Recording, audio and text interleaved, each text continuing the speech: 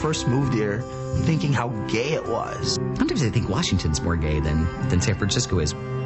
Capitol Hill is packed with gay staffers. There are so many of them. You can't swing a dead cat without hitting a gay staffer. There's a running joke that actually the gay men make Capitol Hill run on time. They don't have like a wife or children to go home to, so they can work really long hours. To this day, I have not seen any place like it. So it is probably like the most gay place. Unfortunately, it's probably still the most closeted place.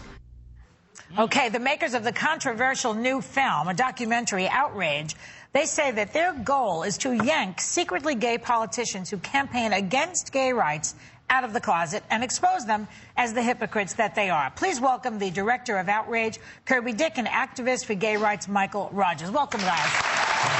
Okay, let's start with Kirby. Tell us what you were trying to accomplish with this film. What's your goal? Well, the film is about hypocrisy. Yeah. It's about the hypocrisy of closeted politicians who vote anti-gay and in the process harm the lives of millions of American gay and lesbian citizens. And this is a story that hasn't been told. The mainstream media hasn't covered it. So the first thing I wanted to do is get this story told. Okay, and you picked Michael as your central catalyst. Exactly. Why him? Well, Mike Rogers is the most important reporter on this issue in this decade. He's been covering this for a long time, and in fact, he was the person who outed Larry Craig 9 months before he was arrested in the bathroom. So he was way ahead of the curve. How did you know that Larry Craig was gay? How did you know? I'm a reporter, and just like any other story that I go out and seek for my website, I do research, I meet with sources, I talk to individuals, I look at evidence, I hear corroborating stories from people across the country, and then I report on them. Those are still allegations at best, though. I mean, he has, look, and many of the people in the film, too, have denied being gay. So do you worry about them coming back and trying to sue you for outing them? Why not? I do not. What protects you then? The best defense for a lawsuit like that, of course, is the truth. So that's not a worry at all. Okay. I have a 100% record, and, you know, any journalistic outfit, I guess, is set up to potentially be in that position.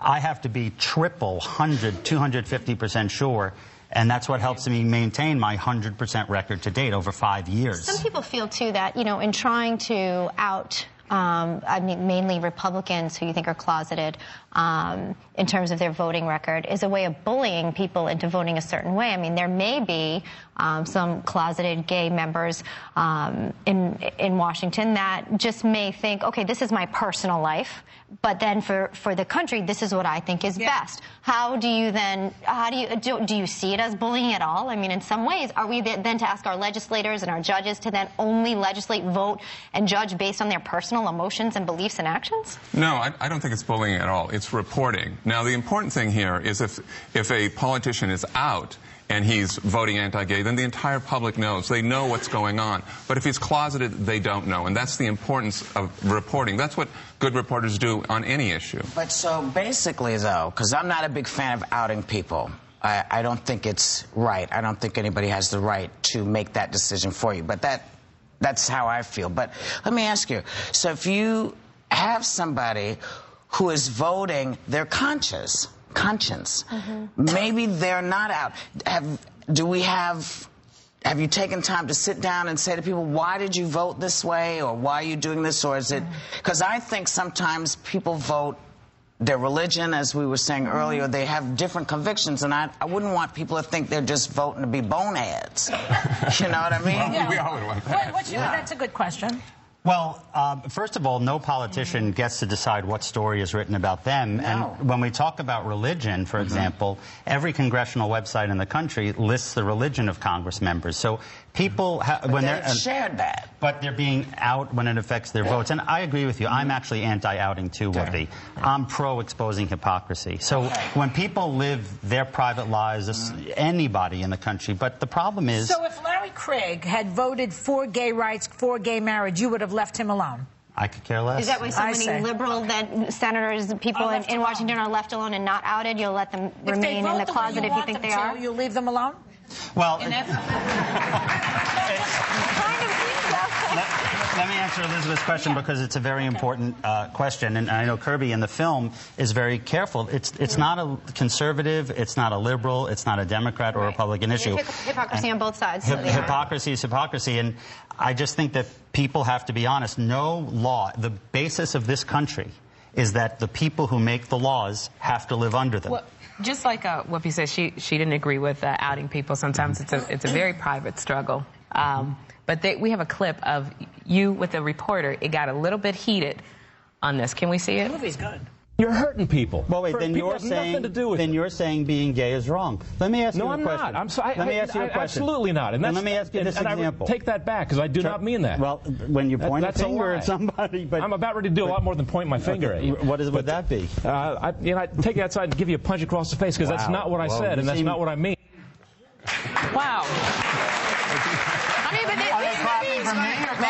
Maybe he meant he was going to ask you out. What was that about? But I mean, you could, by outing somebody who it could be a personal struggle for them. Anything, you could possibly be wrecking somebody's life. How do you defend that? Well, I defend it as in, for example, in the case of Larry Craig, he voted consistently to discharge lesbian and gay members from the military. So if he can do that as a veteran of the military, that's not living under the laws that you want to legislate, and that's called tyranny. I mean, we're the people who set the rules. Don't have to follow them, and that's just unacceptable. And what the film does is it shows the difference. It shows the exact cases of how are people being hypocrites. But I'm curious because the gays in the military with someone who's not in the military, we live under that kind of tyranny all the time. People are making laws and sending people who you know are kids they're sending that, and the adults never have to go. But we're talking now, if you are, say, against gay marriage and you vote your heart and say, no, I don't believe this is right, is this someone who you would expose if they said they did not believe in gay marriage? If they were gay? If they're being honest about who they are and explaining what informs their vote to the American people, then I have no problem with their activity. So if they say I'm against gay marriage and they're cruising the bars with guys, then you have to call them on it. I think I do go back to the point that in some way it is a form of bullying people to try to have them match their personal lives with what they think is best for the country, and I think that's going down a dangerous path. We would have a very different legal system if that were the case across the board. But you'll be in work for a long time because there's a lot of hypocrisy everywhere. Outrage is in select theaters now, and we come back. A woman who says oral sex is the new goodnight kiss for teenage girls. You don't want to miss it.